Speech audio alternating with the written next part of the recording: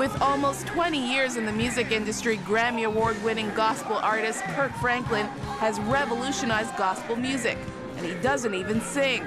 He's written songs marrying R&B, rap, hip-hop, and even rock into a fresh style, and has rightly earned the title of top-selling contemporary gospel artist. But with so many awards, accolades, and titles to his name, one can't help but wonder how he sees himself. Who is Kirk Franklin? Wow, just come out. Besides being a musician, a father, husband, who are you? Who is Kirk Franklin? Man, I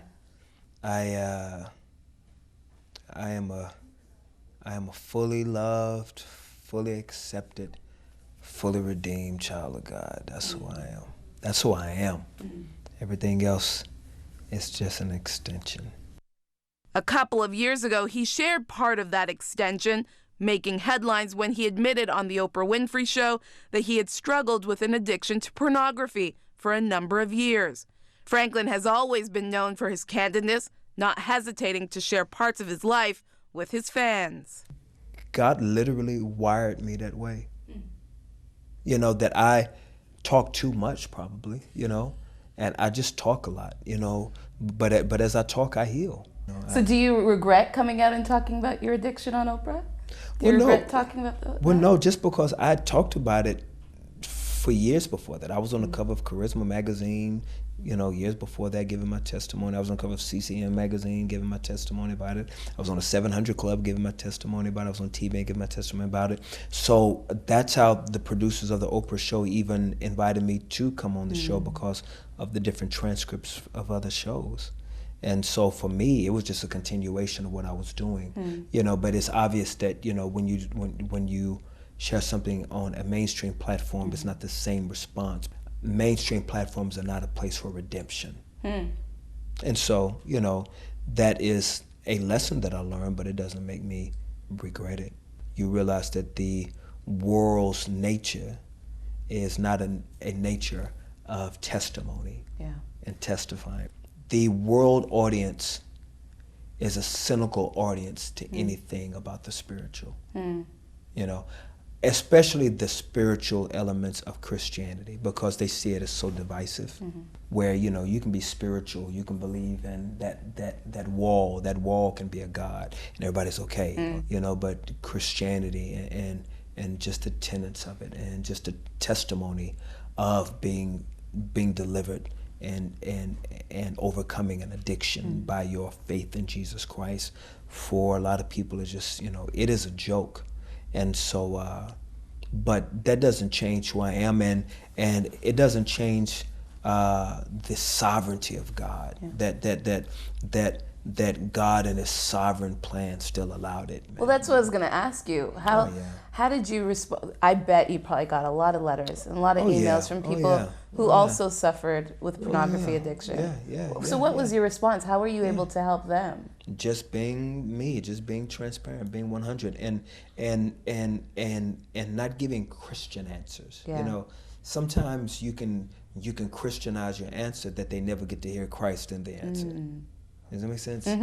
You know, for most men, it's not just pornography. You know, it's a lot of, you know, it's a lot of being very promiscuous. It's a sexual lifestyle that it all flows together. You know, and for, you know, a lot of men, especially myself, you know, starts when you're young. You know, just a lot of unhealthy things I was introduced to at, you know, 8 years old, you know, 7, 8 years old, by neighborhood friends and by relatives, and things that would happen in the summer times when, you know, when mom and them had to work and there was no daycare, you know, just a lot of unhealthy relational experiences that happened.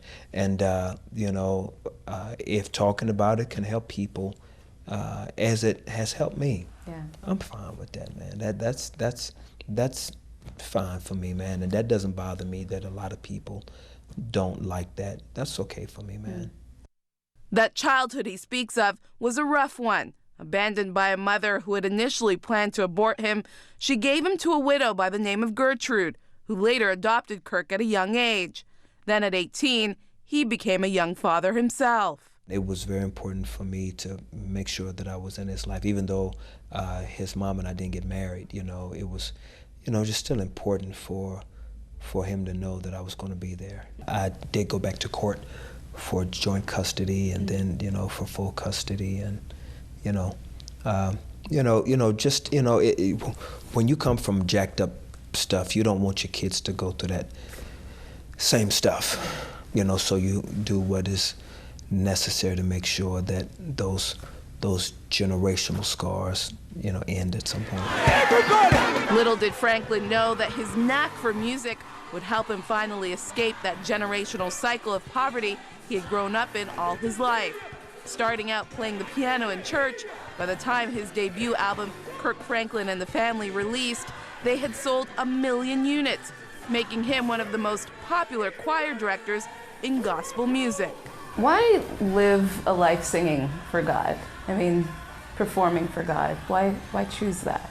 I really believe it was just more in my DNA to do Christian music. I mean, even in my flawed youth and in my rebellious seasons, it really didn't,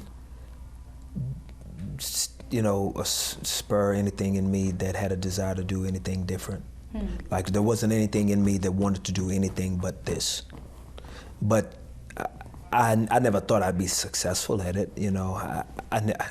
I never thought that I'd be good at that or really anything. I didn't really know what I was going to do. Everybody rock with me. Eventually figuring out what he was going to do, now 20 years later, he's a successful gospel artist, traveling all around the world, spreading his passionate lyrics with fans everywhere. So how do you make sure that this becomes an intimate time where people can worship God and they're not just looking at Kirk Franklin?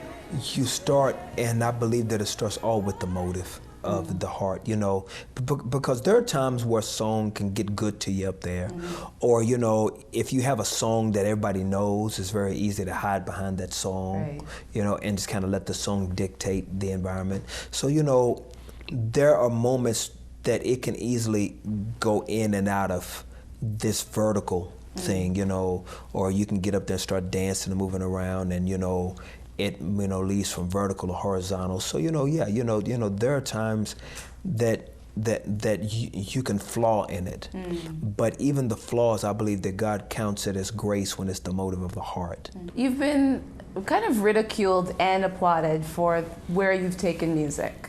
You've done a lot of different things with music. You've brought a generation, I know my generation has loved your music, but you've brought urban style, you've brought a lot of different mixes into what you do. What urges you to do that? Or do you take on the criticism that maybe you're making Christian music too secularized? Do you take that on? Do you worry about those criticisms? I hope that people have come to know my heart. I am grateful for the opportunity to just be introduced to different styles of music. I listen to everything from Adele, to Sting, to Bruce Springsteen, to U2, and I just think that the gospel of Jesus Christ is the gospel of Jesus Christ, and the musical sounds are musical sounds, and when we preach Christ, we're not limited to any particular sound, as long as it does not suffocate our clear intent of this gospel message. In Toronto, Ontario, Magdalene John, 100 Huntley Street.